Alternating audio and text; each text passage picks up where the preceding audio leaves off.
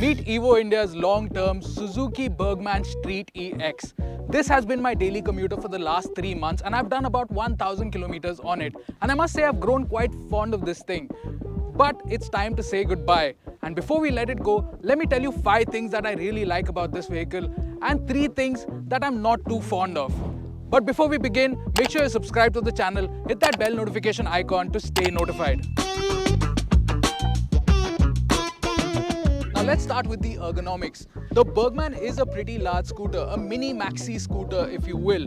I'm 5'9" and as you can see, I have plenty of room to stretch out. The handlebar does not foul with my knees at full lock. It's also at a decent level away from me. It's not too far, it's not too close. So my elbow has a nice bend in it when I'm sitting as far back as I would like to sit. The floorboard is also very spacious. It can easily accommodate a 55 centimeter full-size carry-on bag. In fact, this is usually my airport shuttle when I don't get a cab. One unique thing about the floorboard are these floorboard extensions, which I thought would be quite gimmicky, but they are actually quite comfortable to use. I wouldn't use them all the time, but every once in a while when you need to stretch out on a long ride, I'm glad they're there. And finally the seat. It's really well contoured, so when I brake really hard, it doesn't let me slide forward. The foam padding is really comfortable and it's long and wide enough to easily accommodate a pillion of my size. Now why are you telling them when you can show them? I'm 5'10", I'm very healthy as you can see, and I'm pretty comfortable too. So if you were not as healthy as me, you'd have even more room to enjoy. So on that front, the Suzuki Burgman Street EX, it really nails the commuting to-up experience. It does. Next, the engine. The Burgman Street EX uses the same 124cc engine as every other Suzuki scooter, but the EX in particular has one key feature. It gets an integrated starter generator unit, and what that does is give it an auto stop start and a silent start function. How that works is when you come to a halt, the engine shuts off completely. To get going again, you twist the throttle, the engine fires up and off you go.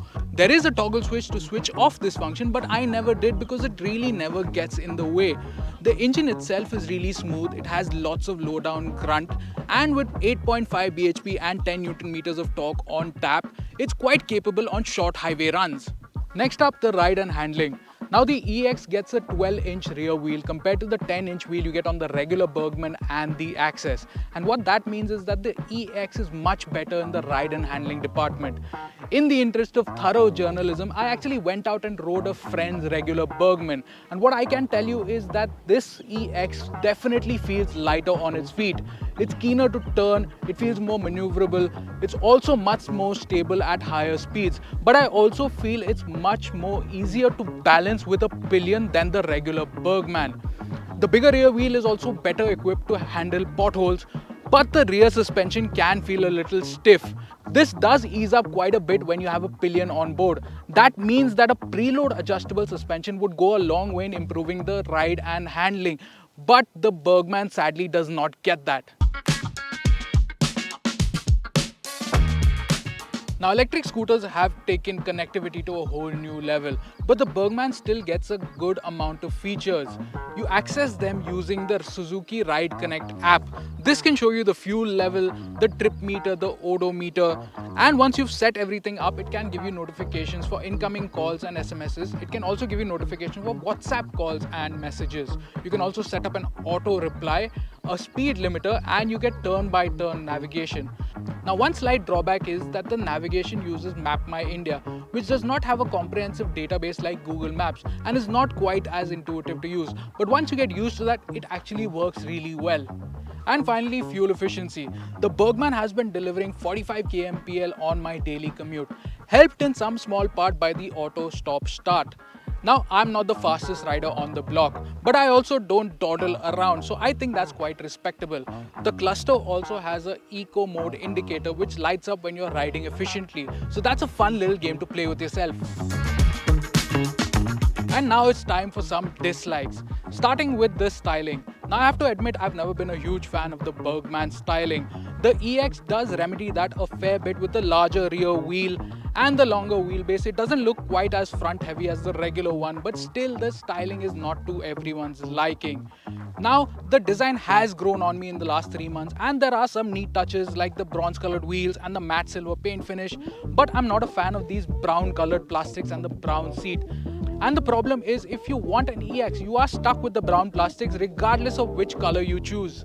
And next up is the under-seat storage. Now this does have a 21.5 liter boot, but surprisingly it's not deep enough to hold even a good half-face helmet, let alone a full-face helmet. Also, the fuel filler is under the seat, so every time you need to fuel up, you need to open the seat, which does feel a little old school in today's day and age.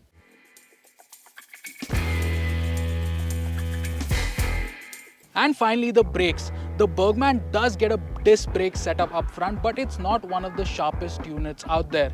It does have a decent amount of stopping power, but you do need to get pretty far into the lever's travel to access that. Another major annoyance is the fact that it does not get a brake lock. It means you can't park it on a slope, and every time you come to a stop on a slope, you need to be holding the brakes.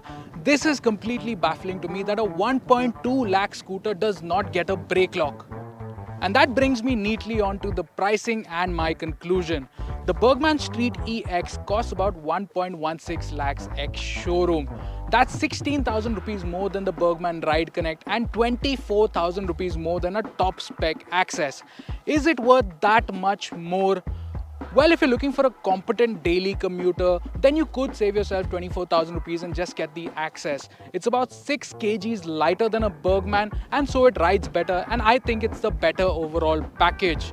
But if you're looking for that proper Burgman mini-maxi scooter experience, I think it's worth stretching for the EX.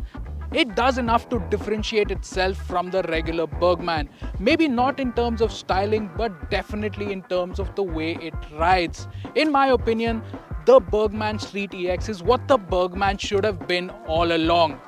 If you like this video, please share it with your friends, give us a thumbs up, leave us a comment, and stay tuned for more videos just like this.